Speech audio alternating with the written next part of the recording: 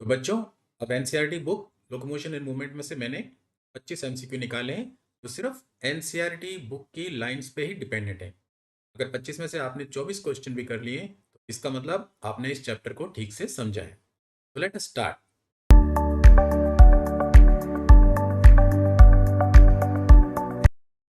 Question 1, which of the following cells in the human body exhibit amoeboid movement? A, ciliated epithelium of the trachea. B, macrophages and leukocytes. C, spermatozoa. And D, muscle fibers of the limbs. 5 second. और right answer है that is macrophages and leucocytes. They show amoeboid movements. ठीक है, आपको पता है movements का मतलब हुआ movements is movement of something. Locomotion is displacement. एक पॉइंट से दूसरे पॉइंट पर जाना लोकोमोशन कहलाता है। ठीक है, तो amoeboid movements are found in macrophages and leukocytes. Question 2, muscle is a specialized tissue of what origin? Ectodermal, endodermal, mesodermal या both ectodermal and endodermal? And I'm sure ये बहुत सिंपल और स्ट्रेट आंसर है और आपको याद भी होगा। That is, muscle is mesodermal in origin. Question number 3, the storehouse of calcium ions in a muscle fiber is? तो मसल फाइबर के अंदर कैल्शियम कहाँ स्टोर्ड रहता है? A sarcolemma, B sarcoplasm, C sarcoplasmic reticulum and D myofibril. And the right answer is that the calcium is stored in sarcoplasmic reticulum. Sarcoplasmic reticulum is the endoplasmic reticulum of the muscle cells. Sarcolemma is the plasma lemma, a plasma membrane of the muscle fiber or muscle cells, and sarcoplasm is the uh, protoplasm or cytoplasm of the muscle fiber. Right? Myofibrils are actin and myosin, which are present inside the muscle fibers. Now let us go to the next question. Question number 4.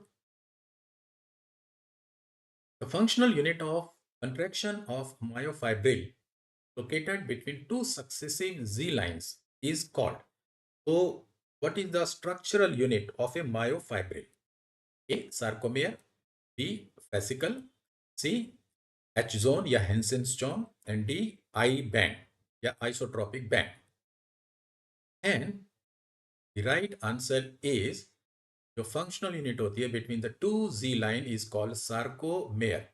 ठीक है, sarcomere के अंदर centre में एक A band होता है, that is anisotropic band, जिसमें जो है थिक मायोफिलामेंट या फिर मायोसिन होती है, and half of the I band on either side, right and left side में।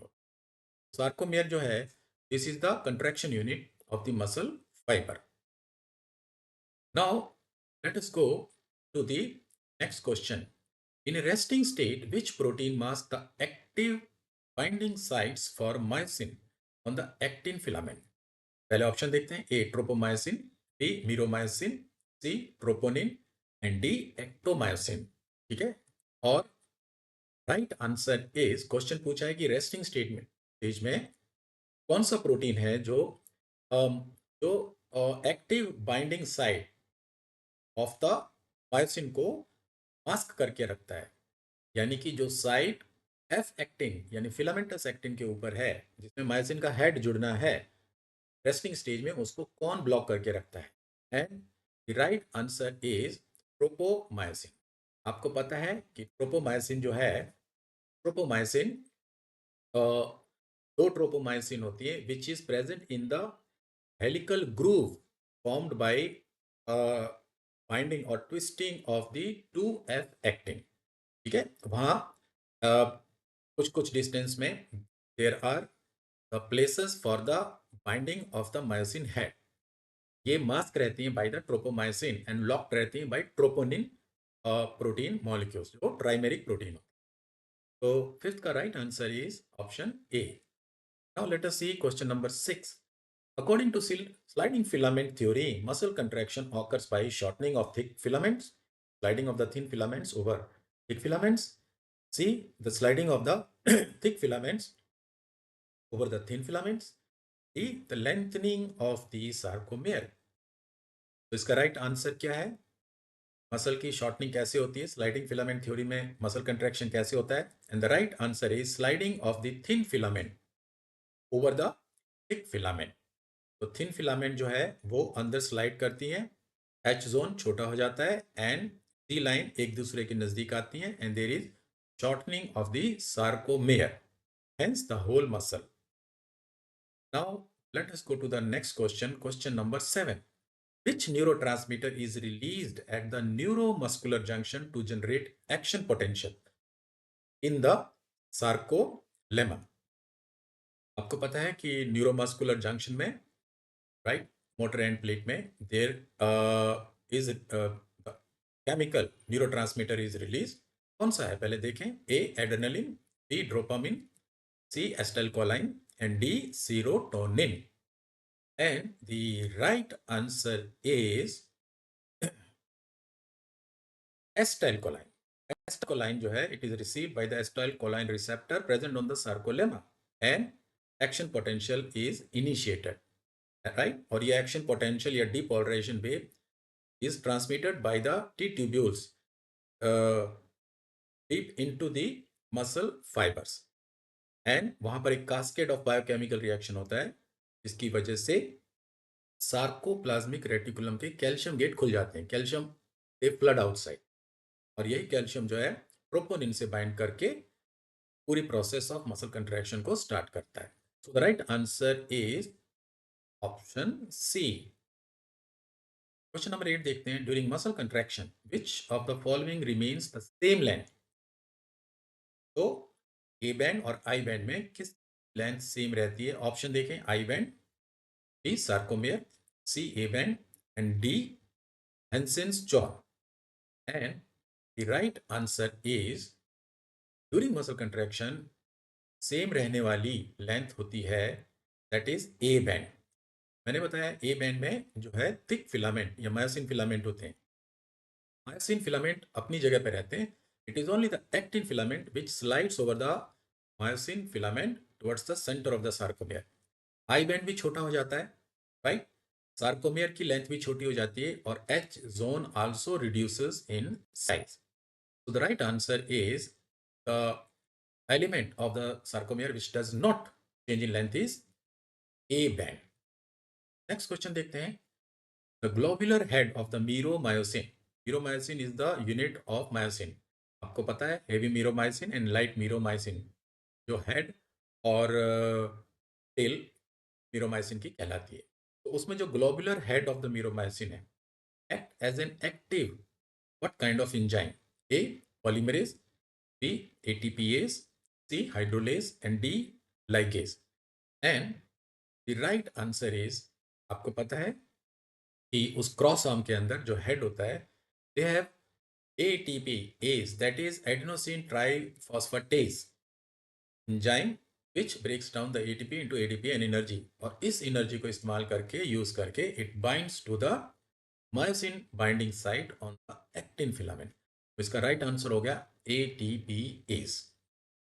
Now let us move to the next question, that is question number 10. Fatigue in muscles after repeated activation is caused by the accumulation. अगर आप repeated activation of the muscles करते हैं, right, exertion करते हैं, then क्या accumulate हो जाता है muscles के अंदर? Pyruvic acid, uric acid, lactic acid या calcium carbonate? And I'm sure this is the straight question. आप सबको इसका आंसर जरूर आता होगा. Lactic acid deposition, right. क्योंकि आप एक्सर्शन ज़्यादा कर रहे हैं, मसल्स कंट्रैक्ट तेजी से कर रही है और ऑक्सीजन सप्लाई जो है वो डिप्राइव हो जाती है.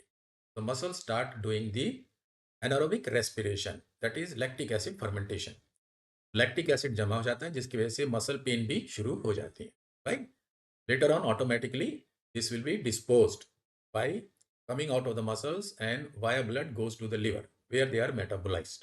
So इसका right answer is option C. Now let us do the question number 11. How many bones are axial skeleton in human? A 206, B 126, C 80 and D 22. I am sure ये straight question है और आपको सबको इसका answer आता है। Axial skeleton के अंदर आ जाती हैं, that is 80 bones. Now let us go to the question number 12। The human skull is described as dicondylic because it articulates with the vertebral column. तो वो ऑप्शन देखें, by two occipital condyle, B atlas and axis, C hyoid bone, and D 8 cranial bones.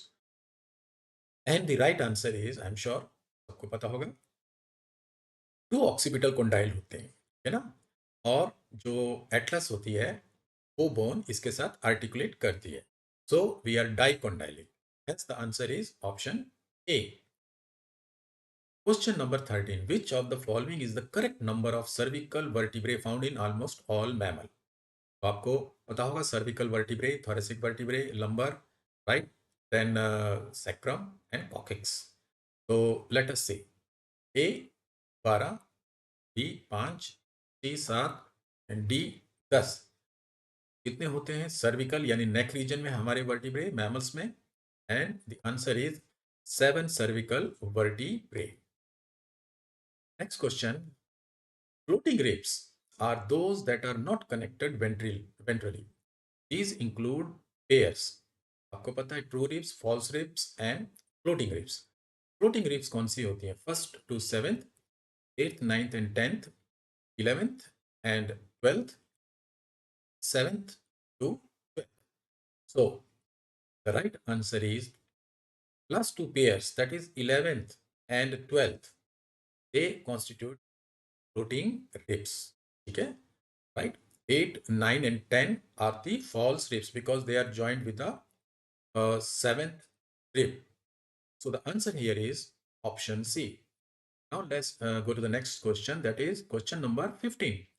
Each coxal bone of the pelvic girdle is formed by the fusion of which three bones?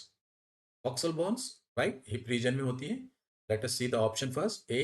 Humerus, radial, B. Clavicle, scapula, acromion, C. Ilium, ischium, pubis, and D. Femur, tibia, and fibula. And the right answer is, हमारे body में दो coxal bone होती है, right and left, right, hip bones भी बोलते हैं, and they are made up of three bones which are fuse together, ilium, ischium, and pubis, right? Now let us go to the question number 16. The joint between the atlas and the axis. Atlas and axis first and second cervical vertebrae होते हैं. Let's see the option. A, तो कौन सा joint होता है इनके बीच में? Hinge joint, B pivot joint, C saddle joint, या D gliding joint. And right answer is the joint between atlas and axis is the pivot joint or pivot joint. Now let's go to the question number 17. Which type of joint is characterized by a fluid filled cavity and allows for considerable movement? अच्छे से free movements allow करता है. Let's see the option first. A. Fibrous joint, B. Cartilaginous joint, C. Synovial joint, and D. Gliding joint. And the right answer is fluid filled cavity होती है जिसके अंदर fluid होता है, synovial fluid, and the name of the joint is the synovial joint. ठीक है, ये hinge joint में, ball and socket joint में, यहाँ सब जगह पाई जाती है. Now question number 18. Myasthenia gravis is an autoimmune disorder that specifically affects what? Skeletal matrix, neuromuscular junction, sarcoplasmic reticulum, या synovial fluid. And the right answer is myasthenia gravis is a autoimmune disorder. यानी हमारा immune system ही effective हो जाता है और जो है neuromuscular junction में अटैक करता है और डिस्ट्रॉय करता है. So the answer to this is option B, that is neuromuscular junction. Question number 19 देखते हैं. Rapid spasm or wild contractions in the muscles due to low calcium.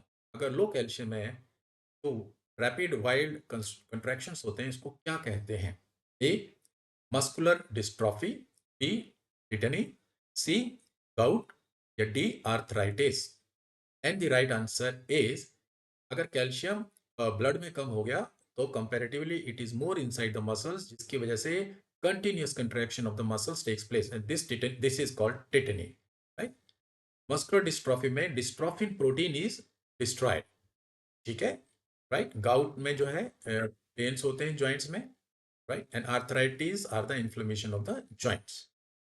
Now let us see the question number 20. Osteoporosis is an age-related disorder often caused by the decreased level of what? A. Testosterone, B. Estrogen, C. Progesterone and D. Relaxin. And females के अंदर menopause के बाद basically estrogen की कमी हो जाती है and they have the disease called osteoporosis, that is porous bone. So the answer is option B. Now let us see the question number 21. Which of the following protein is responsible for masking the active site on actin filament in relaxed skeletal muscle? तो relax muscles में actin को कौन mask करके रखता है? Troponin, myosin, tropomyosin या title? और ये सबको पता है कि it is covered by two elongated fiber like proteins called tropomyosin. Right answer is protein responsible for masking the myosin binding site on the actin is tropomyosin. Question number 22 देखते हैं. During muscle contraction, calcium ions bind directly. आपको पता है calcium ही muscle contraction को start करता है.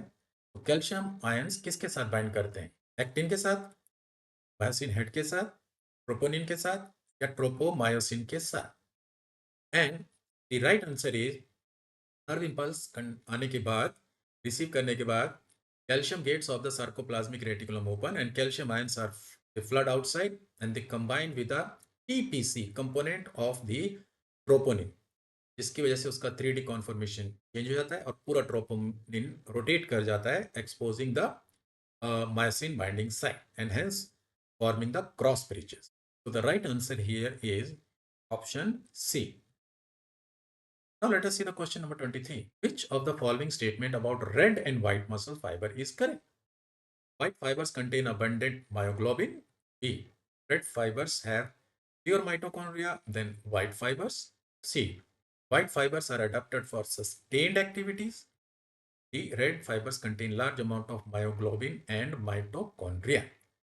तो आप लोगों ने जरूर पढ़ा होगा differences between red muscles and the white muscles and the right answer is कि रेड मसल्स के पास जो है myoglobin, that is pigment which binds with the oxygen present inside the muscle is more, and they are rich in mitochondria but they have less sarcoplasmic reticulum. Red muscles जो है ये marathon वाली muscles कहलाती हैं, यानी sustained work करती हैं, दो मूवमेंट करती हैं but for a longer period of time. So the answer to this is option D. आगे चलते हैं क्वेश्चन नंबर 24 में. The sliding filament theory proposes that muscle contraction occurs due to shortening of the actin filament. क्या actin filament छोटी हो जाती है? Shortening of the myosin filament. C. Simultaneous shortening of both actin and myosin filaments. And D. Sliding of actin over myosin filament without change in the filament length. ठीक है, तो filament length कोई भी change नहीं होती, किसी की भी कम नहीं होती, ना एक्टिन की ना मायोसिन की. It is only that the actin slides over the myosin, इसकी वजह से सार्कोमेयर की लेंथ छोटी हो जाती है. The right answer here is option that is D, sliding of actin over myosin. अब हम लास्ट क्वेश्चन करते हैं आज के वीडियो का, एमसीक्यू का. That is question number 25. Which of the following events occur when ATP is absent in muscle fiber? Option देखते हैं. A. Cross bridge cannot form. B. Myosin head detach rapidly from actin. C. Actin and myosin remain tightly bound, causing rigor. And D. Calcium cannot bind to troponin. तो आप लोगों ने पढ़ा होगा एक term जिसको बोलते हैं रिगर मॉर्टिस, यानी एनिमल के डेथ के बाद एटीपी एग्जॉस्टेड हो जाती हैं और जो जंक्शंस होते हैं, क्रॉस ब्रिजेस होते हैं, they can not detach, so they remain attached resulting in stiffening of the dead body. इसका आंसर क्या हुआ? Option C, that is actin and myosin remain tightly bound, causing rigor mortis. Right. So don't forget to like and share. Keep watching for the next chapter of 25 MCQ from NCERT lines. Thank you.